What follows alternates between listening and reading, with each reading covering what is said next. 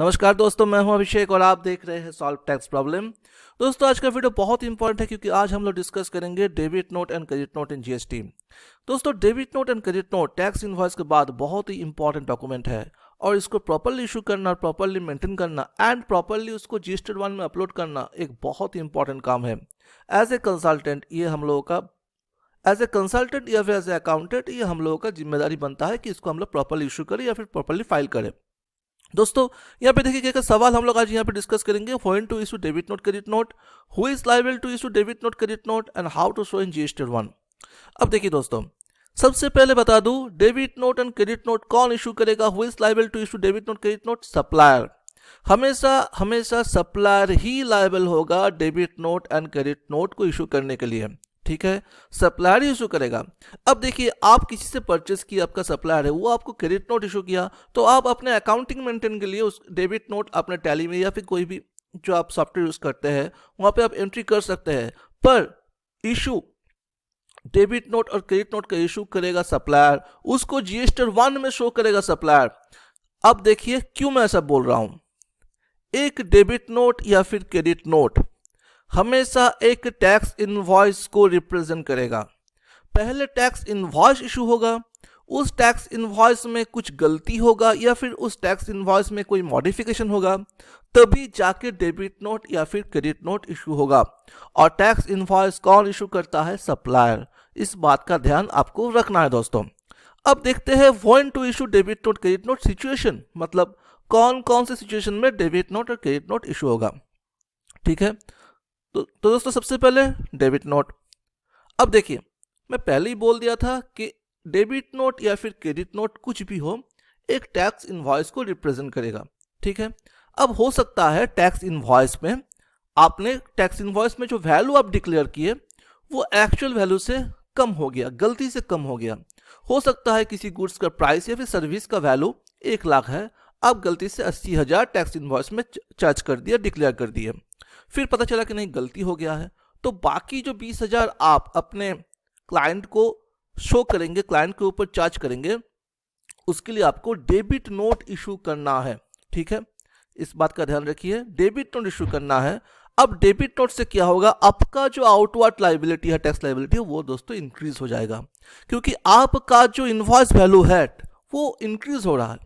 80,000 था 1 लाख हो रहा है, तो इंक्रीज हो रहा है। डेबिट नोट से आपका टैक्स लायबिलिटी बढ़ रहा है, आपका टैक्सेबल वैल्यू बढ़ रहा है। ऐसा भी हो सकता है दोस्तों कि आपने गलत टैक्स रेट दे दिया, लोअर 18% है, आपने 12% दे दिया। इस केस में बाकी जो 6% आप चार्ज करेंगे अपने क्लाइंट पे, उस केस में आपको डेबिट नोट इशू करना है।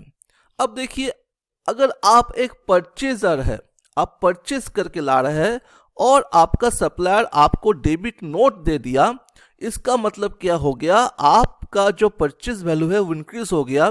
डेबिट नोट का जो GST पोर्शन है, CGST, SGST हो या फिर IGST हो, वो आप क्लेम करेंगे ऐसे ITC। इस बात का ध्यान आपको रखना है दोस्तों।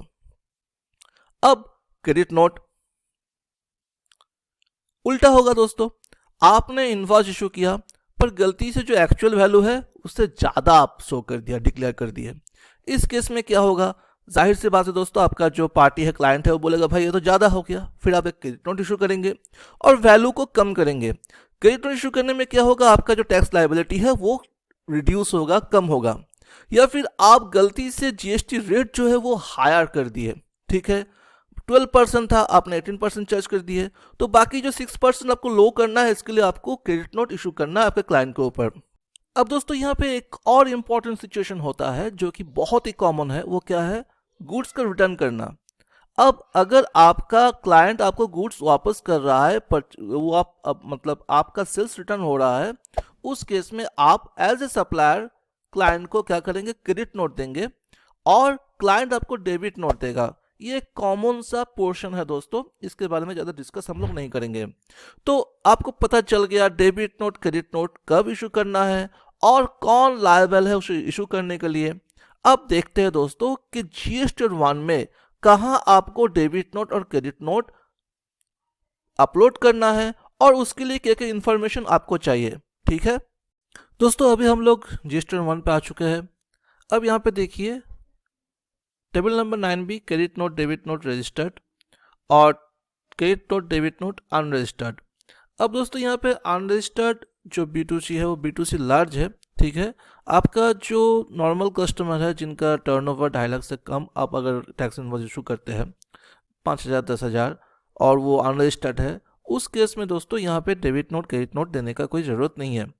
और अगर मैं ध्यान से देखूँ तो उनके लिए कोई जगह भी दोस्तों यहाँ पे नहीं है, आप देख सकते हैं यहाँ पे।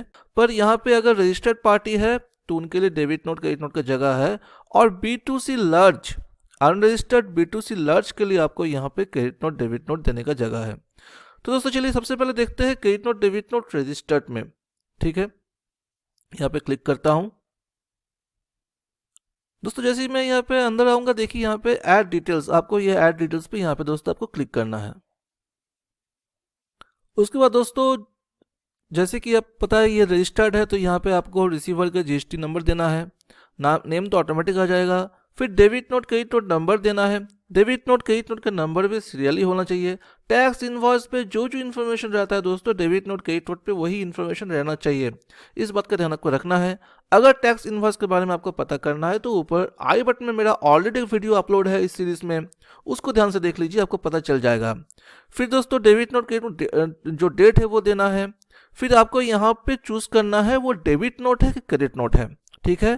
क्रेडिट नोट डेबिट नोट, जैसे मैं बताया था डेबिट नोट क्रेडिट नोट हमेशा सप्लायर ही इशू करेगा, वो पता चल गया। आपको यहाँ पे इशू करना है, फिर नोट का वैल्यू देना है, फिर आपको यहाँ पे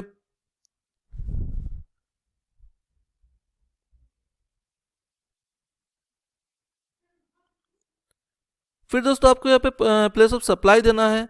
और जैसी सारी इन्फॉर्मेशन आप दे देंगे, आपका यहाँ पे एक और लिस्ट खुल जाएगा जहाँ पे आपको देना है कि रेट क्या है, और रेट का वैल्यू, रेट के अगेंस्ट पे जो वैल्यू है, टैक्सेबल वैल्यू क्या है, वो आपको देना है। जैसे हम नॉर्मली जब इनवॉइस अपलोड करते हैं उस तरह से दोस्तों यहाँ पे आपको देना है, वो मैं आपको बाद में दिखाता हूँ। उसके बाद सेव कर लेना है। अब दोस्तों चलते हैं आपका जो debit note credit note unregistered है वहाँ पे।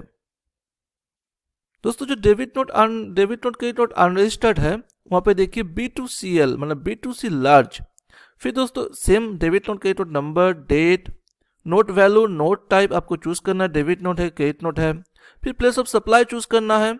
फिर दोस्तों देखिए आपको मैं जो बता रहा था, फिर आपको यहाँ पे चूज करना है कि रेट क्या है और रेट के अगेंस्ट में वैल्यू क्या है, और फिर दोस्तों आपको सेव कर लेना है। इस तरह से दोस्तों आपको अपना डेबिट नोट क्रेडिट नोट का इंफॉर्मेशन जो है वो आपको GST1 में अपलोड करना है। तो दोस्तों आज के लिए इतना ही। थैंक यू दोस्तों, thank you very much. Like कीजिए, शेयर कीजिए और सब्सक्राइब करना, बेल आइकन प्रेस करना एकदम मत भूलिएगा। Thank you very much.